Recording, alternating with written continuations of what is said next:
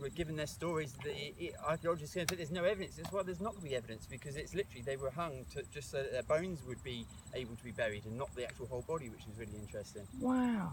But yeah, very, very significant site here. Karanga Umu is full of storage pits. So you guys have been doing a bit of studying on iwis and Māori customs. So you know the storage pits where they used to put all the chambers for all their food. So basically, right the way through this whole section here was big food storage. So they could battle here for ages and ages, and the iwi inside on top of the actual hill here could survive a long, long time because they had all the food and storage here. So like you notice the trenches as you walked around as you walked up through the trenches there. Those trenches, these are some of the best preserved trenches in New Zealand, really. And they would have been 2 to 3 times as deep, and then you would have had palisades both sides of those trenches. So you can imagine the walk you guys have just done, but you're coming up for a big battle. Then you've got to get over these big wooden walls before going down into big trenches and into the next wall. And no doubt there'll be some ambushing going on along the way as well. So, but as I say, they wouldn't all be living on the paths all the time. And if a battle was going to come from sea, they would move up to the other path sites further towards the sea, and then they would just gradually move their way back to come up to here would be the last stand. Another really important path site is the one to the left-hand side of the 2 big pine trees. That's called Patangata, and that's where actually the women and children used to be housed in the time of battle, because there's many escape routes from there. So if it all went really badly wrong right at the very end there, that's when they could escape off the hill and move to their safer grounds, wherever that was. Do they know how many people were up here? Thousands. Thousands, yeah. And as I say, they never didn't live up here in times of non-conflict. They was living on all the flats down below, which was just proven not so long ago when they done the Welcome Bay roundabout, because they unearthed a village down there.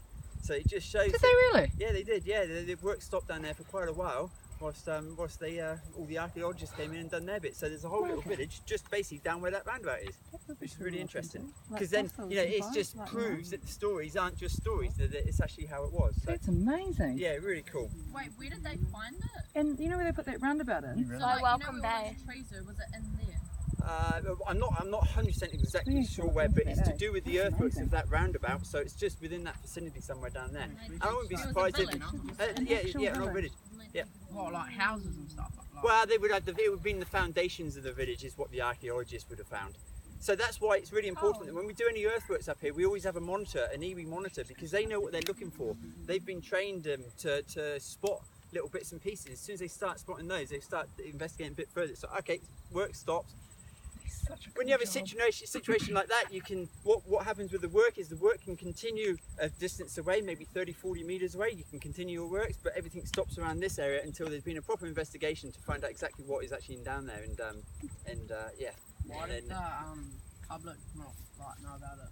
Yeah, it was in the papers. It would have been in the papers. Let's look into it, eh? It's really interesting. Yeah, but well worth looking into.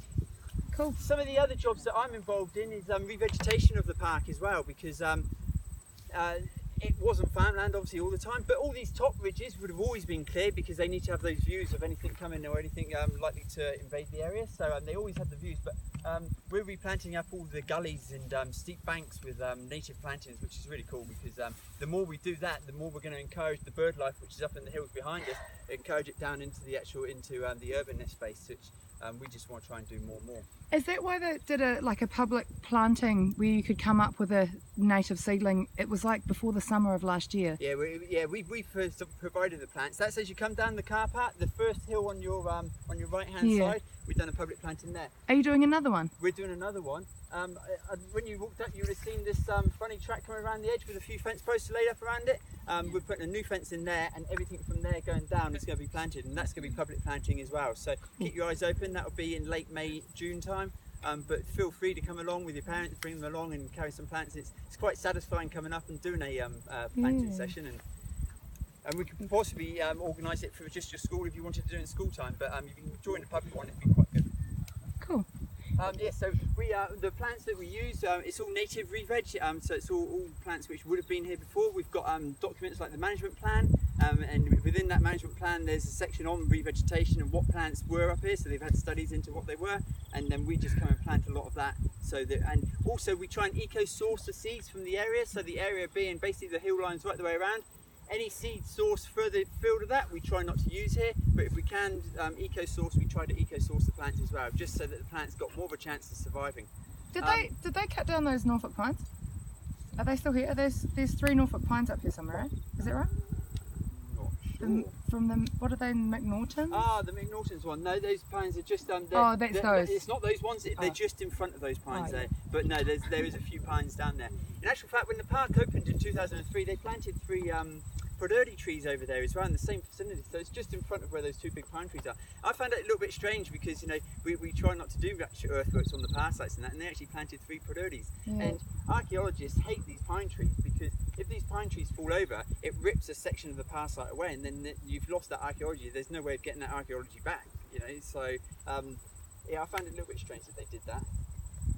We will be eventually removing those pines probably, as they, especially that one there's the next one to go, and then this one over here is starting to fall apart as well, so we'll take them away. When was the last known battle up here? Well, the paths and that started to be built in the just before 1600s. Wow. And then I think there were still people actually living up here about 150, 180 years ago. So but that was just a few people living up here. But I'm not exactly sure when the battles were prior to that. But yeah, within the last couple of 100 years, there would have been a battle up here. So yeah, it's a really important spot. Thank you. It was, where the car park was, used to be Fulton Hogan land actually, and up until when you walk through the track and then 500 metres up the track you go over a wooden step, that's when you actually come into our parkland. But since all those pines have been taken down, we've actually bought that land down there now, so we'll be planting a lot of that back up in native. Fulton Hogan will be taking the rest of it back into pines, but our areas are always going to be native now, so we won't ever have to close the park like we did have to do this time, which was that's good. It was actually really interesting because the councillors found out how much the public liked the park once we closed the park, because they all started having to go at all the councillors, which is really good from a park management side of things, because now they've actually allocated more money. We've bought a section of the Leonard's property down the bottom there because it's got a really important power site. How many power sites are there? There's 7 main power sites, and I mean they're main power sites, but there would have been anything up to 20 or 30 little smaller power sites. Wow. But the 7 main ones, we've got 1 here, 2 with the pine trees, Patangata, so 3, and then this is Marae-Rora, and it goes right the way from that pine tree, and it just follows the ridgeline right the way down to Poplar Lane. So that's actually one of the longest power sites in New Zealand. This whole area, not just this section, but going a couple of ridge lines over towards us into Welcome Bay, actually went for World Heritage status. Yeah. So World Heritage status is things like Stonehenge and the pyramids. Did they They're get it? very, very strict. It didn't make it. It missed out on a few criteria. But for New Zealand, this is one of the most likely candidates for World Heritage status. So we're really lucky to actually have it on our doorsteps, and people just don't realise that, you know. But yeah, it's, we're very lucky. How high is this? Like, 223 metres, so just a little bit, about 10 metres lower than the mount. So How 232. far does it go? Our land. Yeah. Our land just basically goes down to the fence line, which is down just below us, and it goes into the neighbouring farmers. But this whole Pāpāmoa Hills is linked with all of the ridge lines and all the power sites on top of the ridge lines. So you know, our boundaries and old iwi boundaries are completely different things. So It's massive. Do you guys have any questions? How many people on average come up here a day? I haven't got a daily count, but it's about 120,000 a year at the moment. So it's getting busier and busier, so you can try and work that out into per day.